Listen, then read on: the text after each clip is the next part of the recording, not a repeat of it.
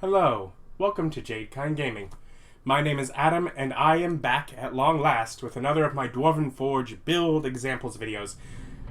The home flood delayed things. It was a long time where I didn't even get to play D&D, and then, of course, had to get to the point where I'm making more Dwarven Forge builds for my game, but I finally got there, and at least this first one I'm really excited to show you. So we're going to start off with a dungeon build. A snake dungeon build. A build for which I have been for a while collecting not only some generic cultists, but different Medusa, Naga, Yuan-Ti, Flying Snake, etc. Just all sorts of serpentine minis that could populate the snake dungeon. And of course, with Dwarven Forge, the Forsaken Temple terrain has all the snake dungeon vibes with the walls that have snakes carved into them and floors with snakes carved into them and the snake statues. Even one of the bad guys comes from Dwarven Forge. Anyways, so I have it set up where there's a big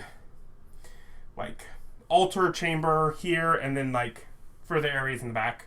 The main door, easy to find. It's actually not what my players did. They went through the woods around the temple and found the back entrance. And so coming back here, they were able to sneak around and kill off the support before even getting into the big altar chamber. Although it did mean that one of the prisoners had been taken to be sacrificed before they actually got around to doing anything. But anyways, there's a supply room, great for if you need to give your party some last minute equipment, or things maybe to revivify, a little kitchenette area, and a few just little chambers that have either sleeping bags if it's maybe a cultist room, or bone piles if it's like a Naga room. A little prison area, a little sort of private worship area. I have the Iron Cobra back here, which I actually had come alive, of course, because that's fun. And I had it where back in this area until they defeated the Medusa that was leading whatever ritual here. It just constantly spawned flying snakes, on initiative count 20 every turn. There were 2 more flying snakes, and so they had to deal with the threat at the back corner, and I started that once they actually got back here and were able to get involved with it. But then, so basically, the back half of it ended up being one kind of encounter, and there's some snake motif back here, obviously. Prisoners to free. The front is just covered in snakes, and it had a whole bunch of, the human cultists, and it had bone nagas guarding the front door. It had Yuan-Ti doing human sacrifice, and I also had these snake pit pieces move around and basically act as traps on initiative count 20. If you were too close to it, you took a little damage. So and if you attacked them, you could move them to get them further away from you. Otherwise, also lots of LED fire up here. I did the thing where they try and pry the magic gems out of the eyes of the snake, and it comes alive. I also had it set up for if touching this guy would give them a reward, a one-time use 9th level spell drawn at random from the wizard list, but then would pop this thing over to here to block the light, or to block the hole rather, and then I was going to have it turn into this thing and kind of come alive and attack him. They dispelled it successfully, so they didn't get the reward, but they also didn't have the extra combat. It is just a fun use of tons of the Forsaken Temple snake dungeon pieces, to make a decent size dungeon, combining them, of course, with lots of normal dungeon pieces. Big battle. I had one of these I'd given as a clue long ago in the adventure. Like, some rich guy in Venice had it in his basement, and it was tagged with, like, the rivers that intersect where this temple was. They found it without remembering that detail, but because that had been a thing, I actually just have where one of the spots that clearly one of these belongs is rubble. Like where that guy came in, did whatever, and tore it out. Otherwise, yeah. Couple big battle groups. And I kind of just let this wall be a divider between encounters where neither side was really listening well enough to come calling. But yeah, it was 2 big battles, one right after another. Lots of snake theme. It took, I want to say, 3 sessions to get through. Our sessions, of course, being 2 hours long. But still, good amount of time for, a little dungeon that fits, on less than 2/3 of the table. So it was a fun little snake dungeon build. And now we'll look at the next build here. Sort of alchemist's or mechanical castle and basement thereof. So sort of a bit of a fortified building with this alchemist device on top that glows and obviously draws the party's attention from a distance. But it's up on a secured roof with all sorts of things using just sort of crenellations. I don't have enough for a full roof, so other half is just roofs. But anyways, they'd have to come, of course, through the front door. Just have this on a little terrain tray, all surrounded, in case I wanted to try and sneak around and get in from the upper floor. But I have a 4x8 terrain tray supporting all of that. So that can be lifted off. Remove the other upper part. And just sort of whatever I have a little treasure box around here behind the stairs in case the party wanted to get some treasure. Just sort of a little bit of a general living-ish area. Let a couple NPCs in, counters, chairs, trapdoor going down, and stairs going up. Simplest stairs going up went to basically some armory rooms. And a door that led out to the device. Of course, I have, of the 2 NPCs, I had a whole story. It's like a couple. One of them's in a wheelchair. So he can't go down the trapdoor or up the stairs. He's obviously just on this main floor. Whereas the wife, the sorceress, is doing things where he's just supporting her. Not really aware of all that she's doing. So she has armory up the stairs. I had, when battle broke out, mechanical scorpion come down and join. Filled the room. Giant combat. Him behind it with a gun. Back in the corner. Giant scorpion blocking the way. Yeah. But whatever. They get past that encounter of them. And then go down the stairs. Where they find a sparking sort of device here. Also, this is reliquaries. The device there itself is reliquaries. So I was like, basically that device is how they're making some of the, powering the place. This is helping direct and control all of the machines, but they don't know how any of it's working, so they don't know is messing with it good or bad. I had a, what would that be? Iron golem here they fought.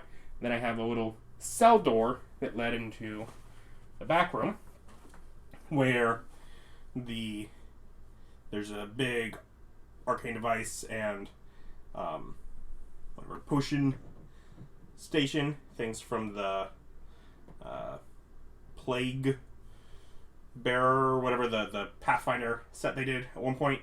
I have this NPC of a very decrepit looking man in a spider controlling chair sitting in this spider looking device where he is basically the wheelchair individual's father being experimented on and allowing them to have a naturally long life. So he's making like potions of youth, which the party were able to acquire some of from the cauldron. But once they open the door to the cell, these two devices, the Warforged Titan and the Adamantine Golem, which I basically used Warforged Titan except with the hammer as one hand, and then the other attack, what I made like just a billows out smoke, where it's like a area of effect for fire and poison damage. Anyway, so they come to defend the guy while the guy is trying to just hide because he's a non-combatant. But one of the fun things I did here is, so this is just mostly dungeons, but if you use the double, like the dungeon walls that have the double doors, you can pull out that double door section and it will accept the city builder wall, which means that a Titan can come up, and if you use the deconstructible walls from the rubble set, they can break down the walls and make this one big area. I have that on both sides, to open the area up for big fight. And so that was a fun little trick of just using those city builder walls. The first fight with the Iron Golem, party didn't even seem to notice, hey, those walls are weird. But yeah, so it allowed for a fight in a confined area upstairs with someone with a firearm behind a big machine. Just kind of a normal fight in a room with a Iron Golem, and then in that same area, opening it up to have what I basically made areas of rubble, so that the players moving back and forth had difficult terrain, but creatures as big as these did not have difficult terrain because it's small compared to them. So it was opened using the same portion where they just had a fight for a new environment for a second fight. All sorts of alchemy stuff, just working in alchemy and mechanical stuff to basically make a weird feel, and put some big fighters in somewhat of a cramped space, while this guy's like all hiding up on the ceiling and trying to get away. But yeah, so simple encounter, but used a lot of, firearm, mechanical devices, mechanical creatures, and just kind of really made a lot of flavor in a little environment. Mixed some city builder rubble into the dungeon, and in order to close off the walls back here, on one side, I use these blocks just to block it off here, and on the other side, I have these things here with the corner fill. It's just sticky tacked to the wall, and technically leaves kind of a gap in the middle, but it blocks it off from either side, so that was able to fill that area out. I think that's the only real trick I did there. Let's see. Where I didn't have enough wilderness floors, I used a cavern floor, and I just put it right here behind where one of these vials, these cauldrons would be. So perhaps it's not been too long since some hot oil had to be poured down from the back, and the grass just hasn't regrown. So that was a way I was one little piece short of being able to fill out the space, so I used that. Otherwise, also the poster tack to stick things to these walls to keep them standing up, so less things fell down when I'm moving things around chaotically. Yeah, so that's that build. Our third build is pretty simple. I use the trim down mats by Mars that I have fitting inside my vault, and I do have underneath it terrain trays, but only underneath where things actually are, and that's just so that the magnets kind of stick to it and the pieces slide around a little less.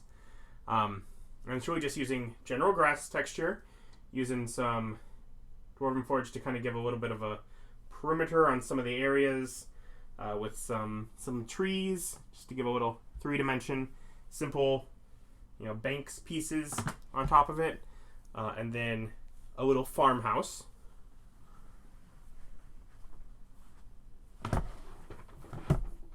Which has little some banks pieces around the outside so that one door is not like super low down or super high up from the ground. I have the little stairs going up to the other door. And basically, it's a little barn farmhouse area where some people are hiding while in my case, modified Gorgon basically was taking the field. So the goal was, of course, rescue the people that are stuck inside. Simple little adventure, simple little quest with a largely open environment for the combat, but just sort of outlining it with some decorations. And that's pretty simple. So I'm gonna add on a fourth and kind of fifth build example here that is even simpler. So I had a little setup here for an encounter where a Mara would attack their boat. Party on a little boat. I don't need more than this. The water keeps moving, but the party stays in the boat. So, if the Mara moves, then, it would move there. But they're going to be in the same spot relative to the shore. So this was a simple thing. That's all I really needed. The party, however, avoided that attack. And I lost one of my encounters. So I improvised. This is just the little, the straight river terrain tray with just some banks. Well, you flip it over, it's open ocean. Once they got to the end of the river, water elemental attacked. I still occupied the same amount of time. Still got to have an encounter for the party, even though they avoided the first one. And that was literally just using it. It's the little Dwarven Forge boat. There's a middle piece that I took out because their boat's smaller than that. You just sort of put it together, have a boat, and really, same thing. The party's in the boat in the middle of open water. There's no landmarks to define it. The terrain tray worked with the boat as the entirety of that encounter. So yeah, those are just some real simple ones. A little farm environment and a little boat encounter or encounters options. Because they don't all have to be giant, fancy builds. Just throwing some of the 3D terrain down and just sort of giving an outline of what's going on makes the things look pretty and works to help elevate the encounter in a simple way. So I like my big fancy dungeons and temples, but not every encounter is a dungeon or temple. It's nice to have just a little 3D boat with your water train tray. Don't get me wrong. You can just use a piece of cardboard that has grid drawn on it. That can be your boat.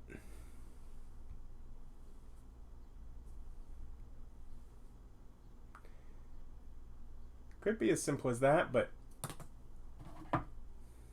I gotta say the 3D boat, much prettier. So that's some builds. I'm gonna call this some examples. We've satisfied the need to have some examples of builds, and I'm gonna get this out to you so you got some more ideas. I'm gonna keep playing with the Dwarven Forge, using it for my games, and I'll keep sharing whatever builds I do come up with as I go. Thank you for watching. Like, comment, subscribe. Bye.